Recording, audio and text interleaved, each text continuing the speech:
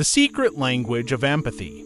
How to turn sensitivity into your most powerful force. Have you ever wondered why some people seem to live with exposed nerve endings? The world is louder, brighter, and more painful for them. They walk into a room and within seconds, they read the tension, the unspoken resentment, the feigned joy. They can talk to an unhappy person and feel shattered for the rest of the day, as if they've carried someone else's burden. This is not a mental disorder. It is not a weakness. It is a different way of perceiving reality. It is the gift of empathy in its raw, untamed form, and most of its bearers suffer for years, even decades. Considering their profound sensitivity a curse, they try to toughen up, not take things to heart, to become like everyone else. And this is a dead-end road leading to burnout, depression, and a complete loss of self. But what if we look at it from a different angle? What if this ability is not an atavism, but the next step in the evolution of human consciousness? Complex, painful, but incredibly powerful, this text is a detailed map for those who are lost in the labyrinth of their own sensitivity. It is a guide to turning what drained you into your greatest life asset.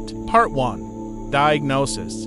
Empath. The deep nature of the gift and its dark side. Before we talk about strength, we need to honestly and without embellishment understand what empathy really is. In popular culture, it has been reduced to acute ability to put yourself in another's shoes. True empathy is a much more complex and often frightening phenomenon. 1.1. The neurobiology of hypersensitivity.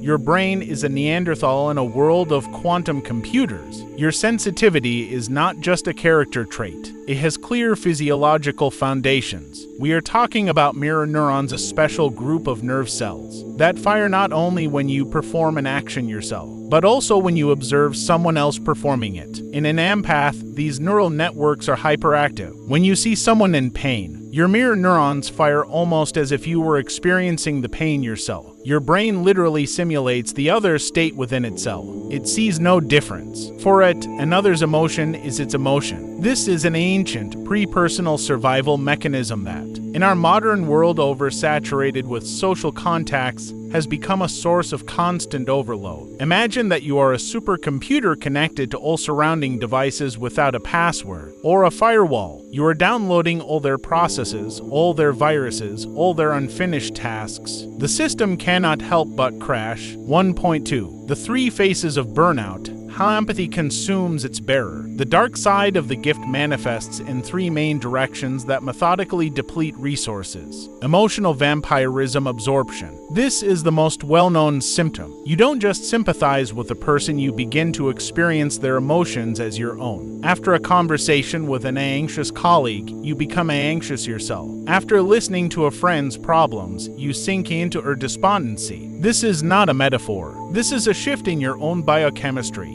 Cortisol, the stress hormone levels rise. Serotonin, the happiness hormone levels fall. You pay for compassion with a real physiological price. The rescuer syndrome and total erosion of boundaries. Hyperempathy creates a distorted sense of responsibility. Because you feel another's pain so acutely, you get the illusion that you are obliged to eliminate it. You rush to help even when you are not asked. You live the lives of other people solving their problems while your own life remains neglected. The boundary between I and the other dissolves. You stop understanding where their desires end and yours begin, where their needs are, and where yours are. This is a path to a complete loss of identity. The sensory and energy storm. For an empath, a trip to a shopping mall or a crowded event is akin to trying to hear one specific voice in a stadium during the final whistle. Your consciousness is attacked by an avalanche of information, nonverbal cues, micro-expressions, voice tones, energetic messages. This leads to sensory overload, a state where the nervous system simply shuts down. Manifestations: sudden fatigue, irritability, a desire to hide in a dark, quiet room, headaches, gastrointestinal problems. The body is screaming, "Enough, I can't process this anymore." Many empaths live in this hell for years without understanding what is happening to them. They feel broken, faulty. They reach a point where the only desire is to get away from everyone, to hide, because any interaction causes pain. It is precisely at this point of despair that the key to transformation is born. Part 2.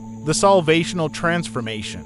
From a passive sponge to an active receiver, standard advice, like don't take it to heart or be more positive, is not just useless for an empath, it's offensive. It's like advising a person with a broken leg to just walk it off. The way out is not in suppressing the gift, but in recalibrating it. 2.1. The fundamental paradigm shift. You are not an antenna, you are a radar operator. The first and most important realization.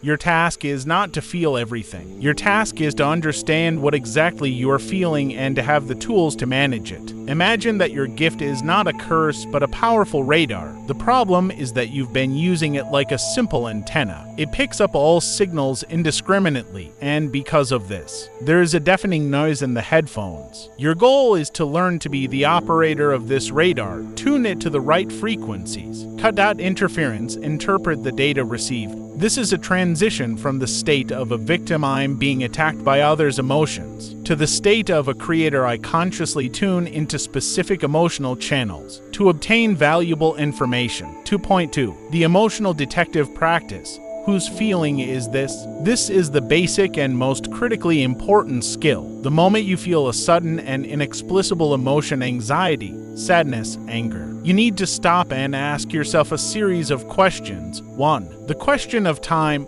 Was this feeling present in me before contact with this person, place, or did it appear specifically during, after? 2. The question of context. Is there an objective reason for this feeling in my current life? If yes, does its intensity match the scale of the cause? For example, mild irritation because of a traffic jam is normal. A panic attack of existential horror because of a traffic jam is most likely someone else's. 3. The question of distance.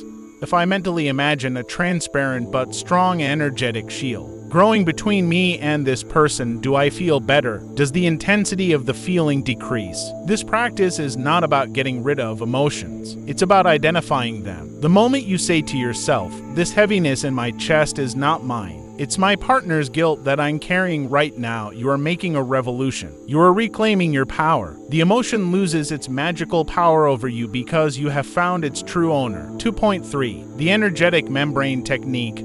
How to replace a wall with a smart filter. Empaths are often advised to build defenses, and they build thick, soundproof walls out of sarcasm, cynicism, and aloofness. It works for a while, but the price is to hide behind the wall. You find yourself in solitude, depriving yourself not only of pain but also of joy, connection, and love. You are burying your gift alive. It is much more effective to replace the wall with a smart membrane. Imagine that your biofield is not a solid shell, but a high-tech, semi-permeable filter. Its task, to let conscious information through, but to block chaotic, foreign emotional noise. How to do it? A simple but incredibly powerful visualization. In the morning, in a calm environment, imagine that a sphere of soft, shimmering, golden light forms around your entire body at arm's length. Your intention for this sphere is, allow only those energies and information that serve my highest good and the good of others to pass through to me. All that is not love and truth dissolves in this light, transforming into neutral energy. This practice does not require hours of meditation. 30 to 60 seconds in the morning to switch it on, and periodically remembering it during the day is enough. It acts as a psychological anchor, giving your nervous system the command. I am protected. I am in control of the process. 2.4. Environmental ecology. Creating sensory oases. Your sensitivity requires the same care as a plant requires a certain soil composition, watering, and light. You cannot be a healthy empath in a toxic environment. It is necessary to consciously create sensory oases for yourself. Tactile sensations, weighted blankets, natural fabrics, cotton, linen, wool, massage, warm baths with salt. This helps you return to your body to feel its boundaries. Sound hygiene, avoiding background TV, news feeds, using white noise, nature sounds, meditative music to create a healthy sound background. Visual peace, organizing space at home and work in a calm, non-shrieking color scheme. A minimum of chaos and visual clutter. Nature as medicine. A forest, a park, a waterfront. These are natural environments for an empath's reboot. They lack the emotional and informational smog that fills cities. This is not a whim but a necessary condition for survival and health, like a diet for a diabetic. Part 3. The birth of a superpower.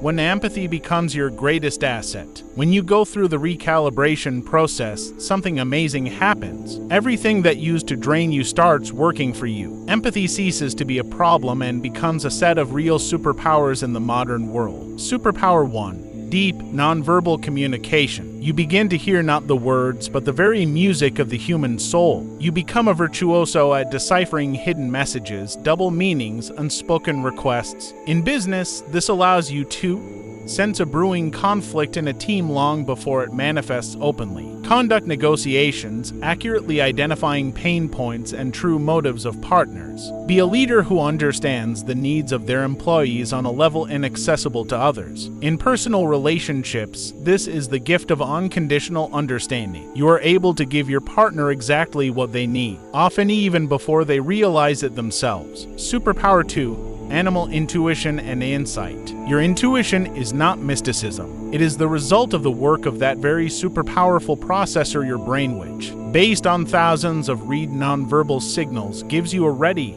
verified answer. Bypassing slow logic. You meet a new person and within minutes you know whether you can trust them. You make a business decision that seems illogical, and 6 months later it turns out to be brilliant. You sense a catch where everyone else only sees prudence. This ability to read the true signal through the information noise is an invaluable asset. In an era of total manipulation and fakes, Superpower 3. A healing presence. When you stop drowning in others' emotions, you become a stabilizing anchor for them. Your own balanced, calm state begins to have a therapeutic effect on those around you. People near you feel safe, their anxiety decreases, and it becomes easier for them to breathe. You don't do anything for this. You simply are present. You create around yourself a space of unconditional acceptance where people can relax, drop their masks, and be themselves. You do not take on the role of a psychotherapist, you become a catalyst for their own healing. You are an emotional gardener who doesn't pull the plants by the top,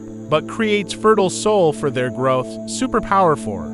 Accelerated evolution of consciousness. The empath's path is a forced, intensive course in self-knowledge. In order not to drown in others', you are forced to urgently seek and strengthen your own. You ask yourself questions that other people might only come to in old age, or never. Who am I when I am not near others? What are my true, not imposed desires? What is my unique purpose? The pain you experience becomes fuel for your spiritual growth. You mature in soul much faster than your peers, acquiring not age-related but existential wisdom. Superpower 5. Creativity as flow. Your brain, tuned to see the subtle connections between phenomena, people, and ideas, becomes an ideal factory for generating the new. You are able to connect seemingly incompatible concepts, giving birth to truly original ideas, works of art, and business solutions. For an empath, creativity is not a hobby, but a natural way of existing and interacting with the world. It is the language in which your gift finds its fullest and most beautiful expression. Conclusion.